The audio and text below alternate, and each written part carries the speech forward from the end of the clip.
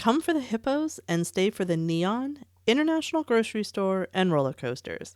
Let's take a look at some of my favorite places in Cincinnati, Ohio.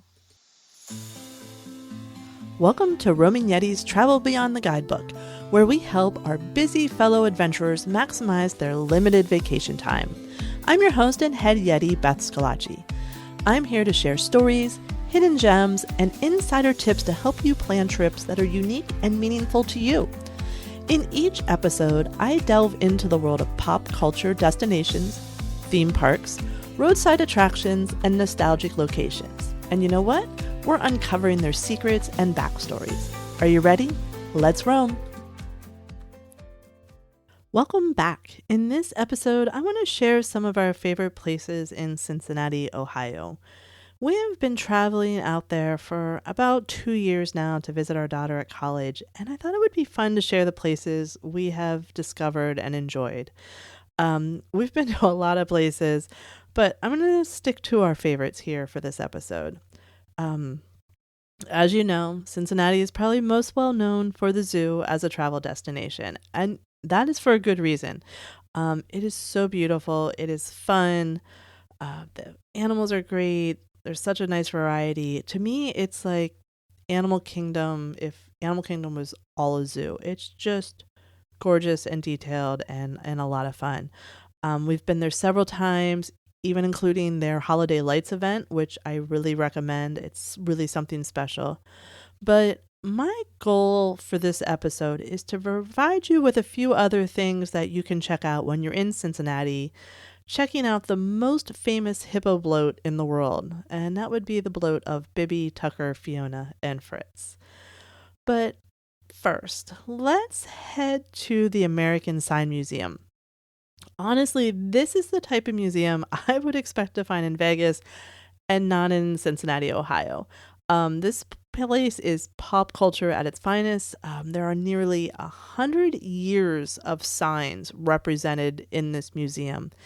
And in a way, they are these silent storytellers in that they are a window into America's past, just giving us insight into design trends, what was popular in consumer behavior at that time, and then, of course, advertising and marketing. You know I'm going to try to get that in there as much as possible. But and the story behind the museum itself is pretty interesting, too. It all started with Todd Schwarmstedt. And Todd spent most of his career immersed in the sign industry, and he eventually became the editor of a magazine called Sign of the Times. In 1999, Todd planted the seed with the National Signs of the Times Museum, and the support grew, and by 2005, it officially blossomed into the American Sign Museum. Now, their first home was a little cozy, and it just wasn't working for those towering McDonald's arches or iconic Holiday Inn signs. So the collection kept growing, and they needed space that could truly showcase these giants, and they are gorgeous. And that's where the historic Osterline Machine Company building comes in. This massive space opened its door in 2012, and it's where you can find the museum today. Walking through the museum, we saw signs for businesses we remember growing up and ones that you had heard of in the past. And it just really is this time capsule wrapped in neon and lights. The level of care that is taken to preserve these pieces of history is worth noting as well. It's a really fun museum. I think it's a total gem for the city. They have free parking on site. Admission is $15. You could definitely take a couple hours and check it out. Again, $15. I feel like when it's the price of a movie or less, like it's a bargain. It's definitely it's a fun, neat thing to check out. The next area is the Over the Rhine Findlay Market area. Over the Rhine is a historic neighborhood. It's known for its 19th century architecture. It has a vibrant nightlife and art scene, and this neighborhood was actually founded in the 1820 by the German immigrants and was a thriving commercial and residential district. Now, recently, over the recent years, it's had a revitalization. It is a popular destination for tourists, but a lot of locals go there too. And the neighborhood is just it's home to, shops and bars, restaurants, art galleries. It's just a really neat, revitalized area. And it's also the home to Findlay Market, which holds the title of Ohio's oldest continuously operating public market. That's a mouthful. But don't make the mistake. We make this mistake every time we go to Findlay Market or even over the Rhine, and we've already eaten. Um, we do not show up hungry, and you should. You should totally show up hungry. There are over 50 vendors that are offering a huge variety of fresh produce, meats, seafoods, cheeses, and international specialties, and there's something for everyone. And not everything is like you have to take home and make. There's a lot of prepared food, sandwiches and stuff that they'll heat up and ready for you. On the ends of the Findlay Market, there's cocktail bars. So if the weather's nice, take your food out there, get a drink, sit at one of the outside tables. It's just a lovely, laid back, cool area.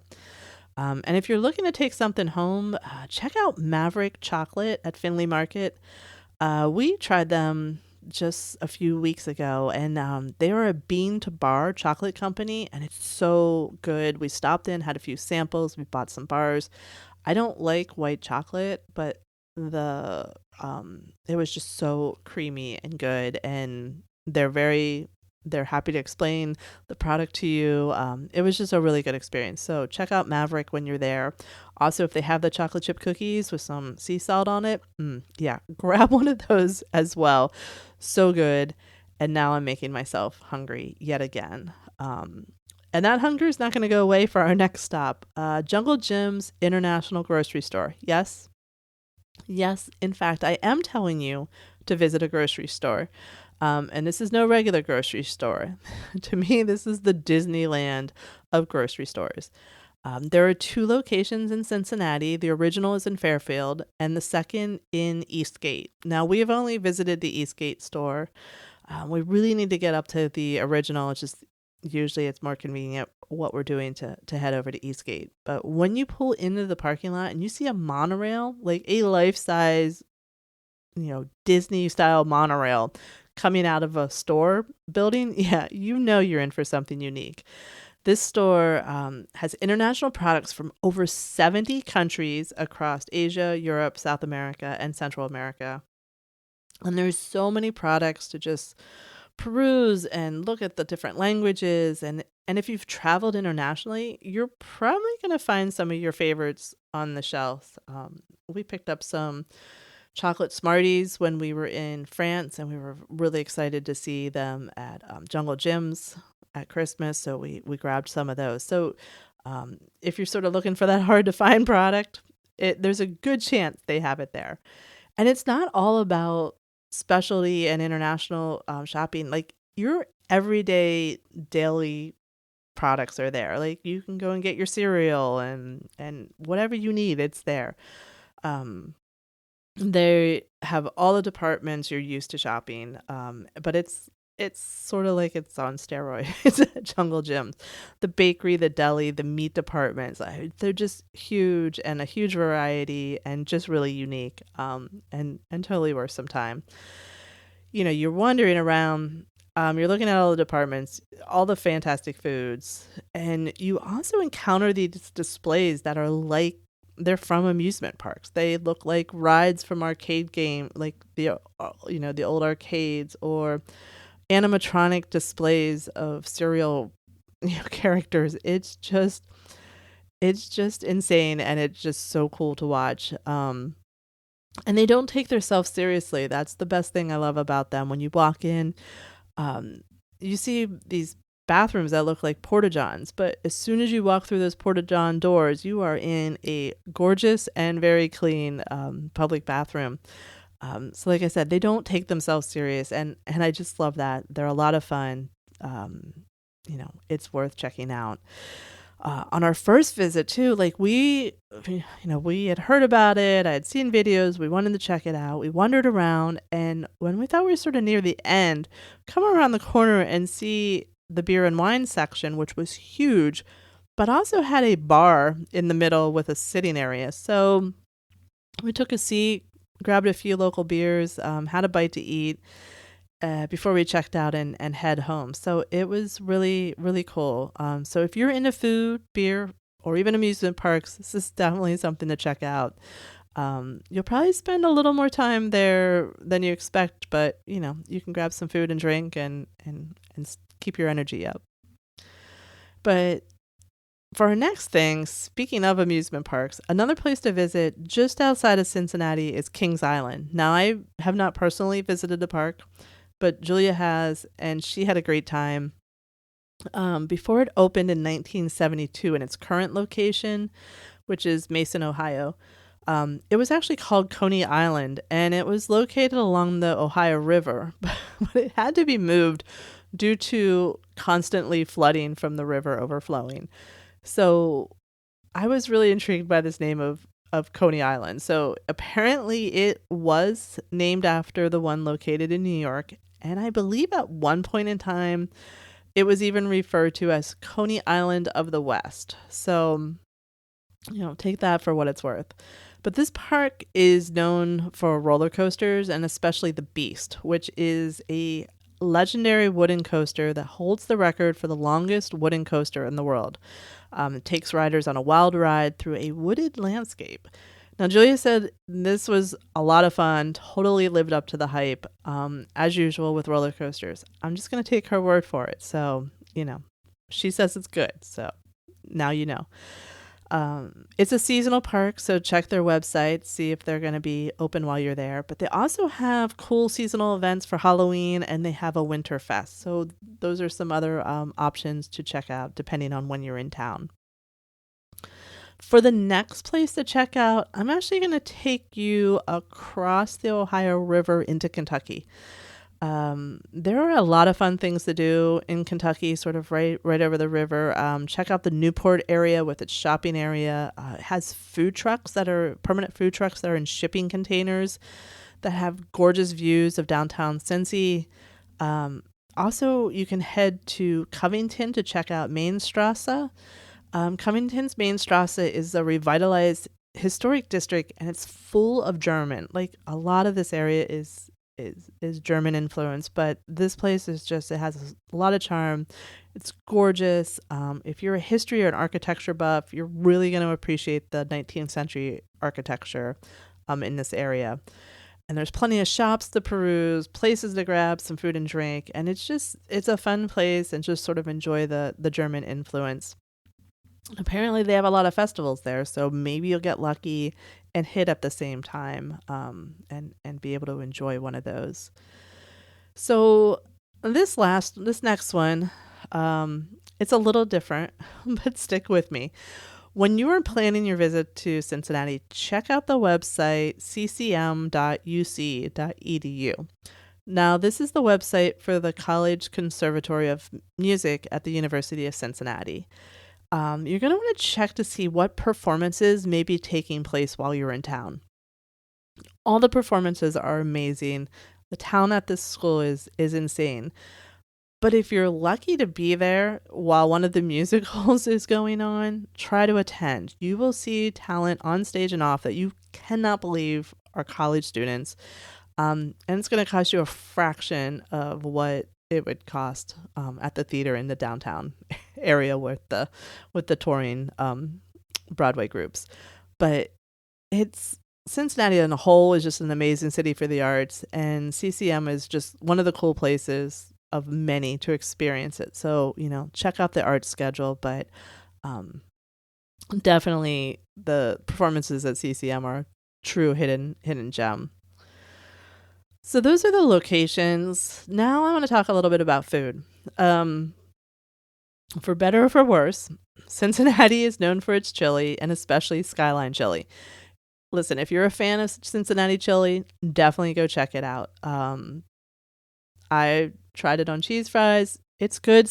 Just Cincinnati. I'm a Texas chili. I like a little spicier. I don't like all the warm spices that Cincinnati puts in their chili. But if that's your thing, definitely go check it out. But if you're looking for something else that Cincinnati, a lot of people there really love and are proud of, is Dewey's Pizza. Now, before you come at me, you come for me on this one. Is it the best pizza I've ever had? No, I am a New Jersey, New York style pizza girl.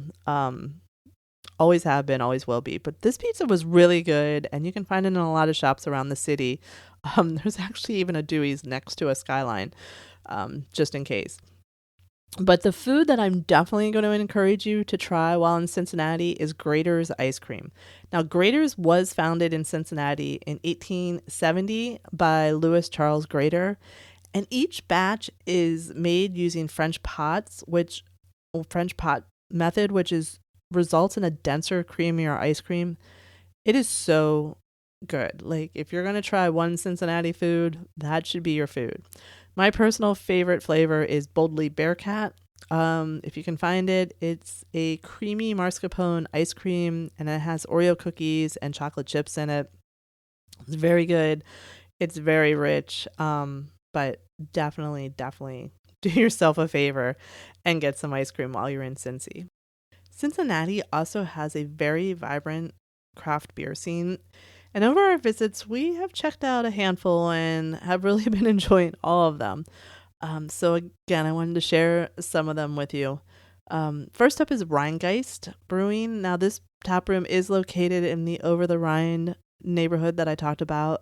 They actually even have a cool rooftop bar if it's not too hot or too cold. Check that out. The tap room is really spacious, and it has games like cornhole and ping pong to keep you busy. And it almost has like a feel and look inside of like a German beer garden. It's just really great, cool atmosphere. The beer is good. They have a huge variety of styles. And if beer's not your thing, they also serve ciders, wine, and cocktails. Next up is Mad Tree Brewing. Mad Tree has 2 locations, and apparently they have a third one on the way, which is great. We have only visited the tap room in the Oakley neighborhood and really enjoyed it. We've been back a few times. Mad Tree is actually a B Corp certified company, meaning that they use business as they call it, a force for good, and they meet the highest standards of social and environmental impact. So it's pretty cool when you're supporting them. You're supporting some pretty cool things. And they, again, another great facility, lots of seating inside and out. In the colder months, they put up a tent over some of the outside area. They also have a huge selection with over 30 taps that include beer, cider, wine, and cocktails. They have a kitchen located in the facility. We haven't been back since they made some changes, but we really enjoyed the food in the past, and I'm sure it's just as good, if not better, with the expanded menu.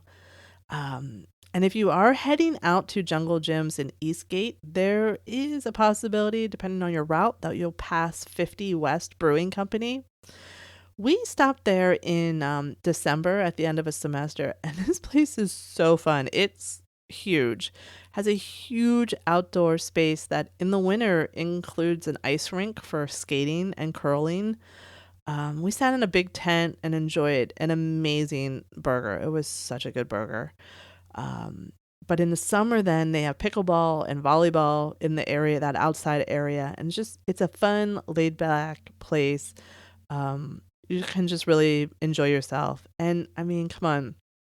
How can I resist a brewery that is themed to the Great American Road Trip of taking Route 50 west from Ocean City, Maryland to Sacramento? I mean, it's right there for you. But it was definitely a great stop. And last but not least is Taft's Brewporium, named after President Taft, who was born in Cincinnati. And this is located in a more industrial area than the other 3, but it's definitely worth the trip. The beer is great, and they have pizza and calzones cooked right there on site, which are great. The calzone was so good. The crust was so crispy. Yeah, it was a good stop. But if you can't make it to any of these breweries, but you do make it to Jungle Gyms, you can look for cans for all 4 of these breweries. They'll definitely have them in their local area. So if you need to do that, definitely, or you want to enjoy it and you want to take some home with you, check that out. As you can tell, we have packed a lot of activities into our time and our visits to Cincinnati, and we've seen a lot, but there are still a few places I have on my to visit list, and one of those is the Union Terminal, which is a train station and also museum center.